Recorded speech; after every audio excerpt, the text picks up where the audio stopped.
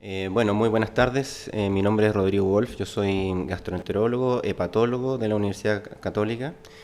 Mi área de especialidad es el trasplante hepático. Vamos a hablar algunas generalidades de trasplante hepático, acerca de las indicaciones de trasplante y algo del acceso y algunas palabras acerca del estudio previo al trasplante hepático. El trasplante hepático es un tratamiento actualmente aceptado como una terapia estándar en la enfermedad hepática terminal, y se realiza en Chile hace más de 25 años con resultados que son muy buenos, muy aceptables, similares al resto del mundo desarrollado. Sin embargo, no hay una clara conciencia acerca de su disponibilidad tanto en el ámbito médico como en los pacientes. El trasplante se trata de esto, de cambiar un hígado que está enfermo por uno que está en muy buenas condiciones, y los resultados en general son muy buenos para los pacientes. Pero la primera pregunta es, ¿realmente el trasplante hepático una alternativa eficaz para las enfermedades hepáticas terminales? Bueno, esto es una tabla que pretende mostrar que hay, a medida que la enfermedad hepática va aumentando, también la mortalidad de los pacientes es cada vez mayor. Muy conocido es la clasificación de Child-Pugh, que permite ver que aquí en esta tabla los pacientes que tienen una cirrosis compensada, Child-Pugh A, tienen una probabilidad de una mortalidad al año y a los 2 años que es muy baja, comparado con los pacientes con Child-Pugh clase C, que al año tienen una mortalidad cercana al 40%, una sobrevida cercana al 40%, y a los 2 años menos de un 30%. Asimismo, también los pacientes que tienen una cirrosis compensada tienen una supervivencia mucho mayor que los pacientes que tienen una cirrosis descompensada. Se han establecido también otros modelos. Muy conocido también es el MELD, que es este modelo de enfermedad hepática terminal, que ha resultado ser un muy buen predictor de mortalidad a 3 meses, y es lo que más se utiliza actualmente para la asignación de órganos en los pacientes que tienen mayor riesgo. Es un modelo que incluye algunos parámetros de laboratorio como la bilirrubina, la creatinina y el INR. Con estos 3 parámetros simplemente se puede establecer un pronóstico a 3 meses. En pacientes que tienen un MEL menos de 9 tienen una probabilidad de morirse menos de un 2% a 3 meses, versus los pacientes que tienen un MEL de 40 o más, que tienen una probabilidad de morirse sobre un 70% a 3 meses. Eso versus la supervivencia que hay en los pacientes trasplantados, cercana a un 70% a 5 años. Entonces, si superponemos estas dos tablas, digamos, la mortalidad versus la supervivencia con trasplante, encontramos todo este beneficio. Por supuesto, el beneficio es mayor a mayor MELD, o peor o mayor insuficiencia hepática. Entonces, ¿cuándo debe considerarse un trasplante hepático como una opción terapéutica? Bueno, todas las veces que las expectativas de supervivencia son menores a la supervivencia que puede ofrecer un trasplante hepático. Hay una excepción a esto, a algunas situaciones especiales en las cuales la calidad de vida de los pacientes es muy mala, y esta puede mejorar con un trasplante hepático.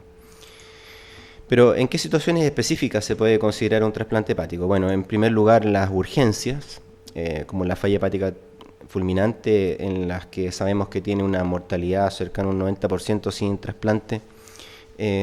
También, obviamente, la cirrosis con insuficiencia hepática, a la cual le calculamos MELD, y actualmente el MELD sodio, que ya vamos a hablar de eso. Y algunas situaciones especiales, por ejemplo, el hepatocarcinoma, dentro de algunos criterios, también es una indicación de trasplante.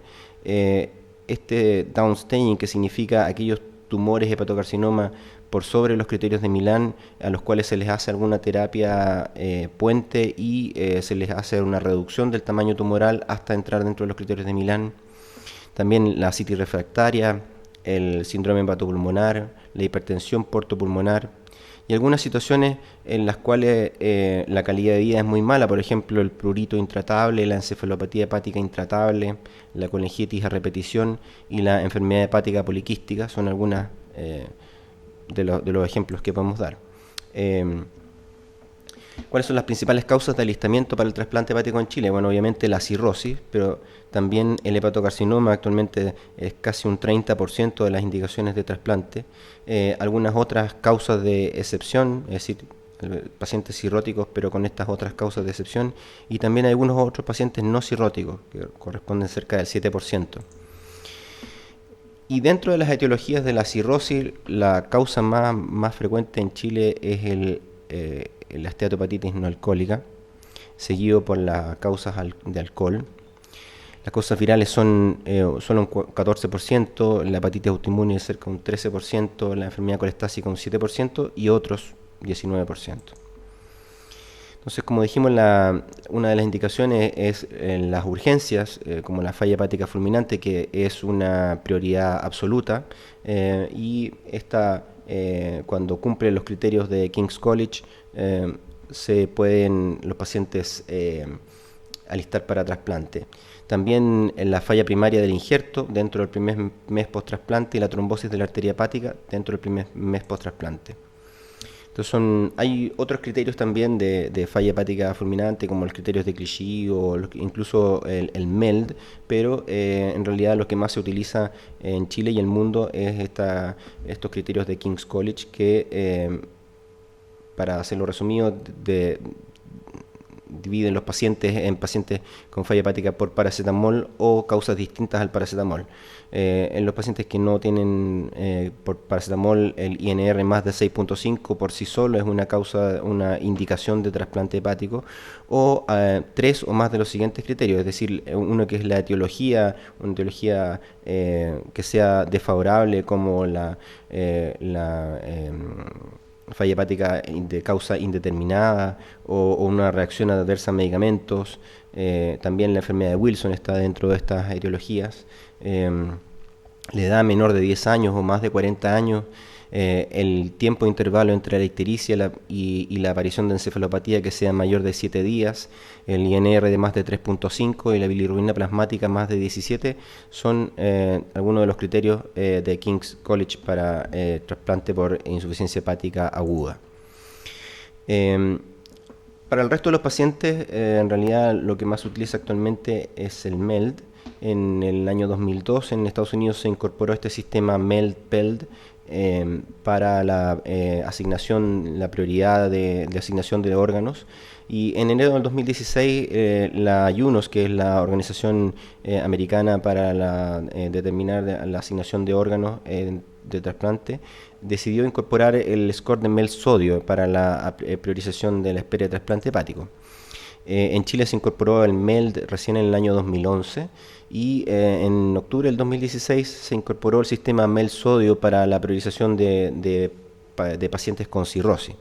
Esto porque se sabe que la hiponatremia es un factor predictor de mortalidad independiente del MELD. Entonces, la hiponatremia otorga algunos puntos extra al MELD. Esta es una tabla, esta es la fórmula que se utiliza actualmente para calcular el MELD sodio. Y aquí esta es una tabla que muestra que algunos pacientes que tienen un MELD más alto no reciben tantos puntos cuando tienen hiponatremia, versus pacientes que tienen un MELD un poquito más bajo que sí con la hiponatremia reciben algunos puntos extra. Entonces, a medida que aumenta el MELD, el beneficio del MELD sodio disminuye, pero sí pueden haber grandes cambios en el MELD cuando este es un poco más bajo. A pesar de todo esto, igual tiene un impacto reducido en el número de pacientes que se van a beneficiar. Tenemos un ejemplo, un paciente nacido en el año 55 que tiene una bilirrubina de 3, un INR de 2, una creatinina de 1.5 y que tiene un sodio normal. Calculamos el MELD sodio y da un score de 22. Versus el mismo paciente, el año 55, con bilirrubina de 3 y INR de 2, creatinina 1.5, que tiene una hiponatremia, un sodio de 120, y al calcularlo da un MELD score de 29. Entonces la asignación vigente se realiza con un sistema de MELD sodio y de PELD. El MEL sodio se calcula para los pacientes mayores de 12 años con los parámetros de bilirrubina, creatinina, INR y sodio con esta fórmula, y el puntaje PELT que se utiliza para los pacientes pediátricos, de los cuales no me voy a referir, utiliza algunos parámetros similares: bilirrubina, INR, albúmina, la edad y un factor de retraso del crecimiento a través de esta fórmula. Otras causas, digamos, de trasplante hepático, dijimos que era el hepatocarcinoma. El hepatocarcinoma, inicialmente se hicieron muchos trasplantes por causa de hepatocarcinoma y muchos de estos pacientes recurrían rápidamente. En algún tiempo se pensó que esto podía ser una contraindicación de trasplante hepático. Sin embargo, ya el año 96 el doctor Mazzaferro, esta publicación del New England, mostró que algunos pacientes que cumplían ciertos criterios tenían una mucho mejor supervivencia libre de recurrencia, así como también una sobrevida global mucho mejor que los pacientes que no cumplían los criterios. Los criterios eran tener un tumor único menor de 5 centímetros o hasta 3 tumores menores de 3 centímetros. Entonces, las normas actuales para el alistamiento para pacientes con hepatocarcinoma son que cumpla los criterios de Milán. Esto es tener un nódulo único hasta 5 centímetros o hasta 3 nódulos, todos menores de 3 centímetros, siempre sin invasión vascular ni diseminación extrahepática. Los pacientes que tienen tumores menos de 2 centímetros se consideran que son de bajo riesgo, no se alistan para trasplante. Se pueden utilizar algunas terapias locorregionales que en algunos momentos pueden ser curativas, por eso no se alistan inicialmente para trasplante, pero si en el seguimiento, por supuesto, crecen estos tumores, pueden alistarse para trasplante. Estos pacientes que se alistan por hepatocarcinoma reciben un MELD operacional inicial de 20, o el propio si el MELD sodio real es superior, y se les adiciona un punto cada 2 meses para que puedan seguir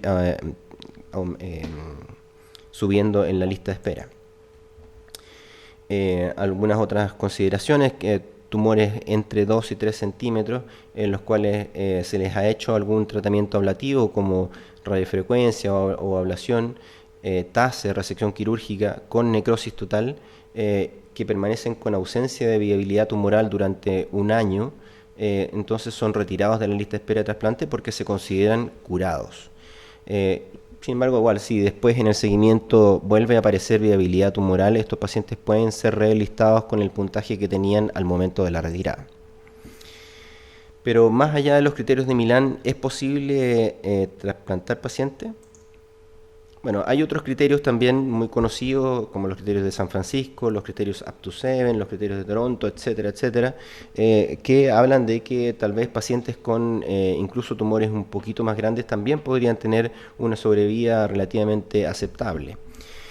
Sin embargo, dada la disponibilidad de órganos que hay en Chile, no se han aceptado estos criterios aún, y en realidad solamente estamos trasplantando pacientes dentro de los criterios de Milán.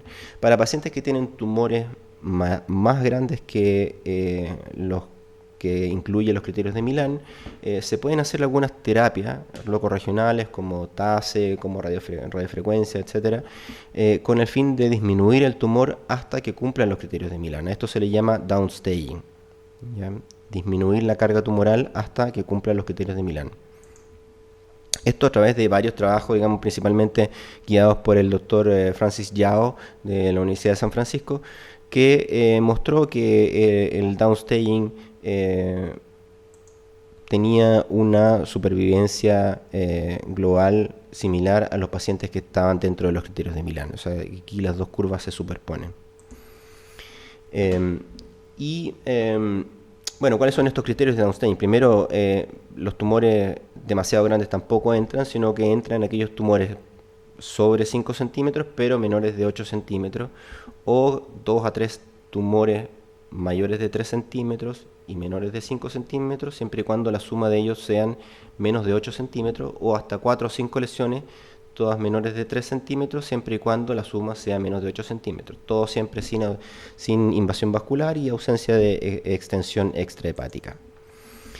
Y bueno, los criterios de respuesta es que básicamente entren dentro de los criterios de Milán, es decir, que sea una lesión entre 2 y 5 centímetros o hasta 2 o 3 lesiones, todas menores de 3 centímetros. Pero ¿cuándo el trasplante hepático no es una opción? Bueno, primero cuando el paciente no lo necesita, es decir, aquellos pacientes que son cirróticos pero están compensados, pacientes con una Child A compensado, tal vez el riesgo de trasplante sea mayor que su enfermedad de base. También cuando hay indicación de trasplante, pero el riesgo sobrepasa los beneficios. Por ejemplo, en un paciente que tiene una enfermedad coronaria que no está tratada o un paciente que está séptico, una sepsis no controlada. O también cuando el trasplante hepático no otorga un beneficio necesariamente. Por ejemplo, un paciente que tiene, además de su cirrosis, tiene un cáncer extrahepático activo o un hepatocarcinoma que está fuera del alcance, más allá de los criterios de Milán, tiene una mortalidad mayor, entonces tal vez no se beneficia tanto del trasplante. Otras contraindicaciones, ya hablamos del cáncer extrahepático activo, la infección no controlada, también una cardiopatía o otra comorbilidad muy importante, el abuso de alcohol o otra sustancia, la falta de redes de apoyo, factores técnicos, anatómicos también pueden contraindicar un trasplante. Vamos a hablar algunas palabras sobre el acceso. Pueden recibir un injerto hepático los pacientes beneficiarios de FONASA. Bueno, desde el año 96 FONASA financia los cupos para pacientes provenientes del sistema público y estos pueden ser trasplantados en cualquier centro privado trasplantador. Desafortunadamente, actualmente en Chile no hay un centro público que esté haciendo trasplante. El Hospital Salvador dejó de hacer trasplante hace un par de años atrás por algunos problemas técnicos. Esperemos que pronto puedan volver a hacerlo, pero en este momento solamente los centros privados están haciendo trasplante hepático. Independientemente de eso, el 70 o 80% de los trasplantes que se realizan en Chile son pacientes FONASA, específicamente el trasplante hepático es cerca de un 70%. En Chile se realizan alrededor de 80 trasplantes de hígado aproximadamente. El año pasado tuvimos un muy buen año y tuvimos un poquito más de 100 trasplantes de hígado.